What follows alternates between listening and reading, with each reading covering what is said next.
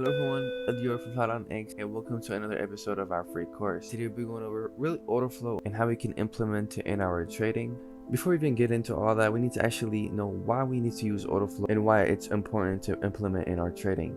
So before we even start looking at how we use order flow, we need to figure out why we need to use order flow. There's two types of traders into the market. We have smart money concept traders and we have support and resistance traders. Both traders need to figure out one thing. They both need to figure out how to enter the market. If you're a smart money concepts trader or a supply and demand trader, you're waiting for any sort of structure to be broken. Once the structure is broken, this now becomes our origin of move, which is now the demand zone. You're waiting for price to come back into our demand zone for us to look to enter the market.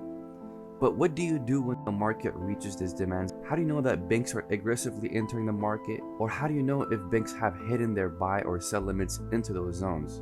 Most of the time, confirmation entries such as shifting structure within this zone, this is the last thing that happens. This is the most basic thing that you can learn.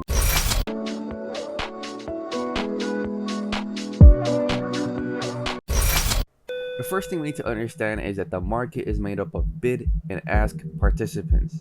On the bid side, we have aggressive sellers and passive buyers. On the ask side, we have aggressive buyers and passive sellers. The market is made up of passive and aggressive sellers and buyers. For you to sell, somebody has to buy. For you to buy, somebody has to sell.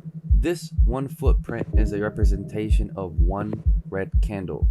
On the bid side, we have passive buyers and aggressive sellers. On the ask side, we have passive sellers and aggressive buyers.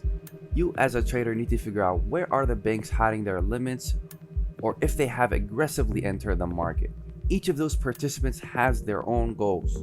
Because of this means that we have passive buyers and aggressive sellers on the bid side, and we have passive sellers and aggressive buyers on the ask side. If we are looking to enter the market long, and price reaches, for example, an oversold POI zone, our job is to find out if the banks have entered the market. And if they entered the market, did they enter aggressively or did they have a limit? For example, banks are not waiting for price to reach their zone for them to have a retest and then go along.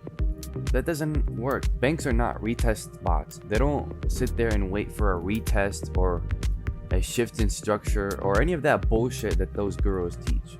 Real order flow trading, real institutional trading doesn't involve you waiting for price to have a retest and then you enter. That's not how banks work.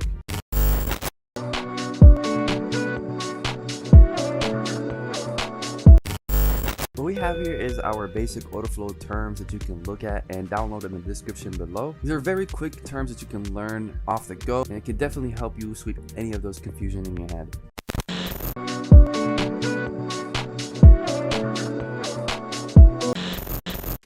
Now let's actually look at how we can start using order flow. But before we can start looking at how we can start using order flow, we need to figure out where to look for order flow. Because not all the time order flow is going to work. We don't need to be on our charts looking at order flow 24/7. All we're waiting for is price to reach our supply or demand zones. Then that's when we can start looking at our order flow footprint chart. We're going to be going over real trades that we have took, and we're going to show you all before and after so you guys can get an authentic idea of how to use order flow, not taught by someone who doesn't even know how to use it yet. On the right side, we have the candlestick chart. On the left side, we have our footprint chart. Our footprint chart was based off of the 30-minute. Our candlestick chart was based off of the 60-minute. So this means two of these footprints equals one candlestick that you see here on the candlestick chart. And from a candlestick perspective, you really don't have any information. All you see is that price has reached your zone. That's all you have. Whereas if on the left side, we have real information that tells us what's happening once we have reached our zone. So now that price has reached our zone, what's next? What do we do? What we have here is basic confirmation rules that we look to enter the market once price has reached our entry. We're not going to be going into depth how we can enter the market. I'm going to show you our basic confirmation when it comes to entering the market and how we can use order flow. Now in this example, we were looking for buying opportunity. We're waiting for price to reach our oversold zones for us to enter on the market. It's very important to write these rules down so you can have it memorized in your brain. From a buyer perspective, we were waiting for two things. One, aggressive buyers, or two, passive buyers. We were also waiting for any sort of absorption that happens in our zone. And we're also looking for sellers to get trapped into our zone. At first glance, You might not know anything about this footprint and you don't know what to look for, but once you do, it's very easy to pick up. On the way down, we had a relatively close delta. Once price started reaching our zone, that's when we started getting very surprisingly crazy numbers on delta show up. This was basically the first confirmation. Second confirmation is sellers getting absorbed into our zone. As you can see right here, this pink box represents the imbalance of sellers that happen into our zone.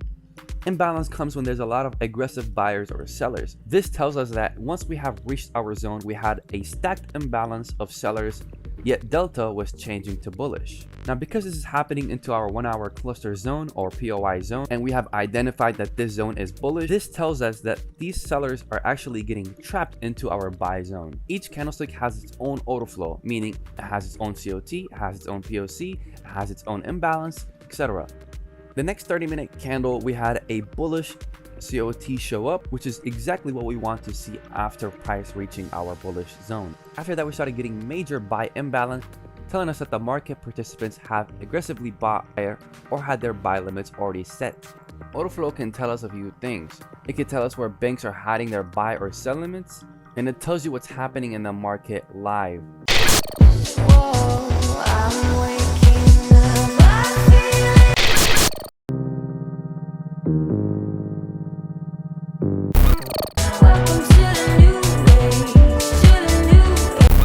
Let's look at some real trade examples with real before and after. We had marked out a bullish 4 hour cluster zone or a POI zone from a technical perspective, where we're waiting for price to reach into our zone for us to look for entries. On the right side, we have a different type of footprint chart. Now, there is multiple type of footprint charts that you can use. On the right side, our footprint chart is set to be only picking up on big orders, meaning we're only going to be showing data that is over 25 or 35 contracts. This all depends on the pair that you're trading. For the pair that we're currently trading, that is considered the biggest order. Earlier, we have went over our bullish setup on this trade. However, there are multiple trades that we have found from a bearish perspective, and specifically this one here had a beautiful confirmation. Now, there's a lot of reasons why we're trying to sell this pair. The reason why we had actually swept liquidity from a higher time frame perspective. After we've done that, we've created a 5-minute POI zone that we're waiting for price to come back to and sell. This is the same candle here that we have entered on. It was basically a major spike that took out the liquidity, reaching into a 5-minute cluster zone. Once we have reached the 5-minute cluster zone, we had a beautiful confirmation on order flow, which we had used as an entry to the downside. And that is just a glimpse of how we enter the market. We go over this way more in depth with our students, and we'll be sharing more videos regarding this topic in our free episodes. Are you gonna sit there and wait for bullshit shift in structure in your zone and play Simon Says, or are you gonna actually look at real order flow? Till next time,